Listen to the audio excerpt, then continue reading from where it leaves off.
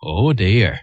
While I was doing Morning Edition with Danny in London, in the evenings I'd dash back up to Manchester for Cult Film Corner, a regular slot on a late-night show hosted by Mark Radcliffe and his then sidekick Mark Riley. It seemed as part of the new Radio 1 that it's important just to reflect books and film and everything as well as just music. It just seemed that that was the way our lives worked, and so it seemed to be that that was the way this show ought to work. All this interesting stuff, and, you know, where you could come on and unravel all the messages and subliminal things that were in these films that we did know about but didn't perhaps really understand.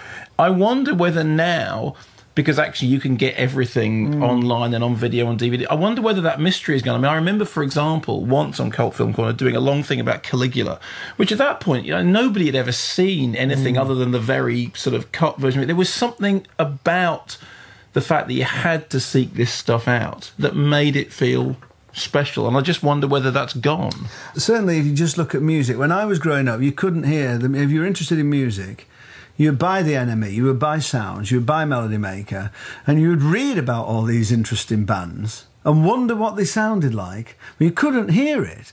I was talking about this with Neil Tennant of the Pet Shop Boys, and he was saying, yeah, but that was marvellous because you imagined what it was like, and it made you dream even more. And then when you eventually heard it, it either confirmed or denied your dreams in a way.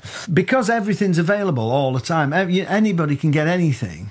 But that makes it even more important that people, you know, do things like we used to do, because someone's going to have to give me a clue. There is a story that I stormed out of the studio with you and Lard because you were rude about Elvis. Can you remember this happening? But I can't remember the circumstances under which it happened. I remember that you, in your younger days, you had an intensity that was sometimes hard to read. And I think that we did know that you had a kind of weak point of Elvis, and that you actually... I remember you on that occasion having leather trousers on. Would that have been possible? That was... Yeah. So I remember you sort of, not so much storming out of the room, as kind of squeaking out of the room. The door sort of went, and me and Mark sat looking at each other, and I think...